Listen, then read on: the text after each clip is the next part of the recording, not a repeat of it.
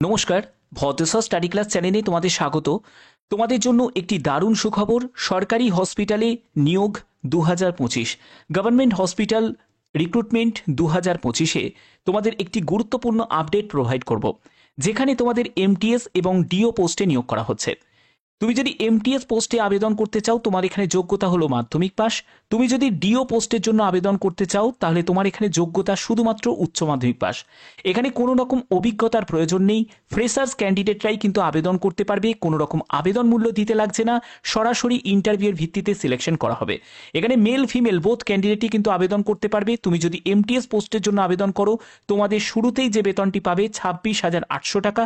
তুমি যদি ডিও পোস্টের জন্য আবেদন করো, এখানে সিলেক্ট হলে তুমি শুরুতেই যে বেতনটি পাবে 29,200 টাকা।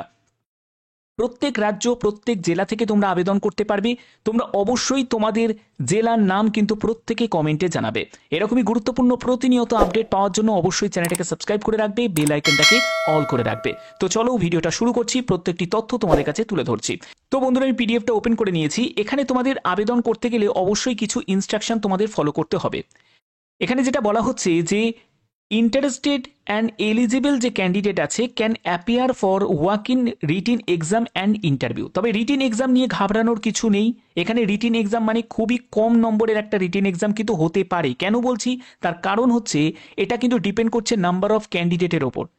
ক্যান্ডিডেট যদি বেশি হয়, তাহলে হয়তো তোমাদের ছোট করে একটা ইন্টারভিউ মানে রিটিন এক্সাম তোমাদের কন্ডাক্ট হতে পারে। তবে সেটা কিন্তু না হওয়ারও সম্ভাবনা কিন্তু রয়েছে, কারণ সেম ডেটে তোমাদের যে ডেটটায় ইন্টারভিউতে উপস্থিত হতে হবে সেটা হলো 21শে মার্চ।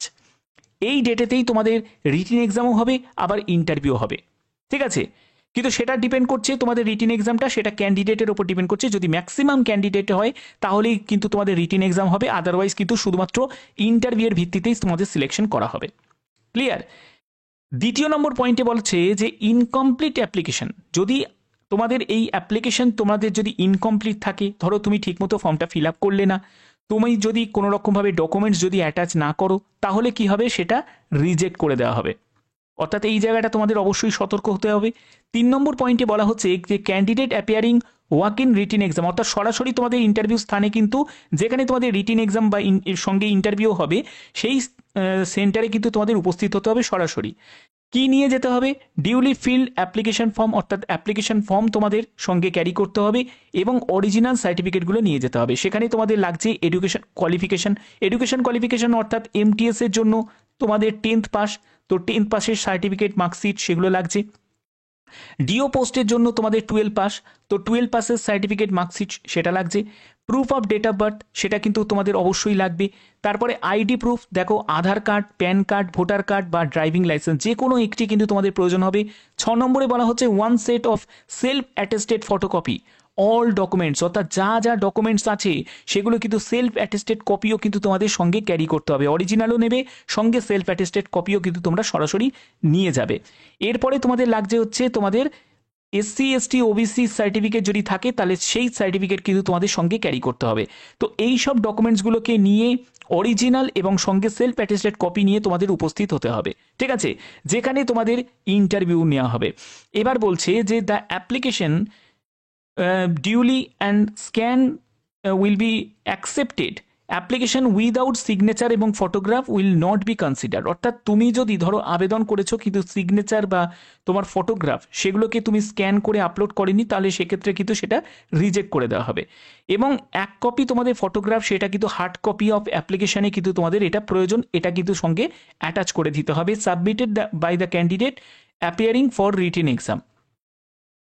এরপরে দেখো এজ কনসেশনের ব্যাপারটা বলা হয়েছে যে এখানে এসসি এসটি ওবিসি ক্যান্ডিডেট যারা আছে তাদের কিন্তু একটা এজ কনসেশন তোমরা পাবে, যেরকম তোমাদের সরকারি নিয়ম অনুযায়ী পাওয়া যায় সেরকম কিন্তু তোমরা পাবে। Candidate who failed to bring the original certificate, অর্থাৎ অরিজিনাল সার্টিফিকেট ছাড়া কিন্তু তোমাকে কোনো রকমভাবে অ্যালাউ করবে না রিটিন এক্সাম কাম ইন্টারভিউ, অর্থাৎ রিটিন এক্সাম পাশাপাশি তোমাদের ইন্টারভিউও কিন্তু তোমাদের চলবে। তো সেই জায়গায় কিন্তু তোমাকে অ্যালাউ করবে না যদি তুমি অরিজিনাল সার্টিফিকেট সঙ্গে ক্যারি না করো। ওকে, এবং তোমাদের একটি ভ্যালিড মেল আইডি এবং ফোন নাম্বারও কিন্তু তোমাদের অবশ্যই প্রয়োজন। এর পরবর্তী দেখো তোমাদের কি বলা হচ্ছে যে অ্যাপ্লিকেশন ফিস। দেখো অ্যাপ্লিকেশন ফিস কিন্তু তোমার কোনো লাগছে না, তুমি যে কাজ থেকেই বিলং করো না কেন তোমাদের কোনো কাজকেই কোনো রকম আবেদন মূল্য দিতে হচ্ছে না। তোমাদের কোন কোন পোস্টে নিয়োগ করা হচ্ছে। প্রথম যে পোস্টটি সেটা হলো এমটিএস পোস্ট, যেখানে তোমাদের ইউআর এর জন্য শূন্যপদ দেওয়া আছে এবং এখানে এসসি এসটি ওবিসি প্রত্যেকে আবেদন করতে পারো, কিন্তু অ্যাজ এ ইউআর হিসাবে আবেদন করতে হবে। এখানে এজ হচ্ছে 18 থেকে 35 বছর। এখানে এই ডিপার্টমেন্টে এইমস হসপিটালে তোমাদের নিয়োগ করা হচ্ছে। যোগ্যতা হচ্ছে মাধ্যমিক পাস, যোগ্যতা থাকলেই তোমরা আবেদন করতে পারবে। 1 বছরের একটা তোমাদের ডিউরেশনে তোমাদের এই নিয়োগটি করা হচ্ছে। 26,800 টাকা তোমরা প্রতি মাসে পাবে।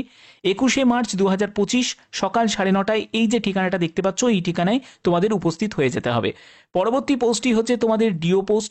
এই ডিও পোস্টের জন্য তোমাদের 18 থেকে 35 বছরের মধ্যে তোমার বয়স হতে হবে এবং এই ডিপার্টমেন্টে তোমাদের নিয়োগ করা হচ্ছে এইমস হসপিটালে। ডিও পোস্টের জন্য তোমাদের যোগ্যতা যেটি প্রয়োজন, উচ্চ মাধ্যমিক পাস যোগ্যতা প্রয়োজন।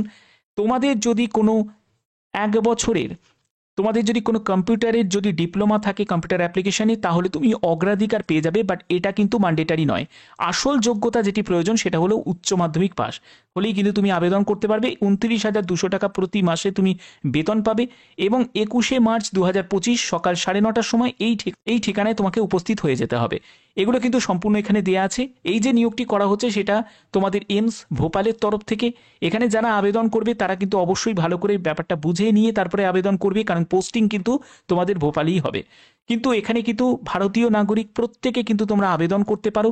এবার তোমাদের প্রশ্ন জাগতে পারে যে স্যার আমরা অ্যাপ্লিকেশন ফর্মটা আমরা কোথায় থেকে পাবো এবং সেটা কিভাবে। তোমাদের একটা বায়োডাটা ফর্ম কিন্তু তৈরি করতে হবে।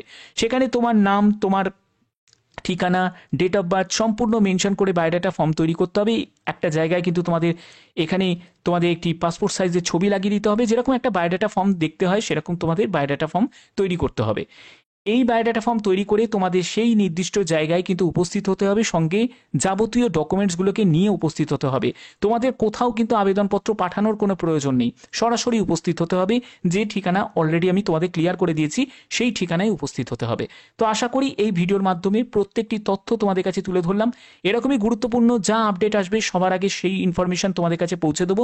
তোমরা অবশ্যই কমেন্টে কোন জেলা থেকে এই ভিডিওটা দেখছো তোমাদের জেলার নাম প্রত্যেকে কিন্তু কমেন্টে করবে, যাতে তোমাদের কাছে বিভিন্ন ধরনের আপডেটগুলো সবার আগে পৌঁছে দিতে পারি। এরকমই গুরুত্বপূর্ণ আপডেট পাওয়ার জন্য অবশ্যই চ্যানেলটাকে সাবস্ক্রাইব করে রাখবে, বেল আইকনটাকে অল করে রাখবে।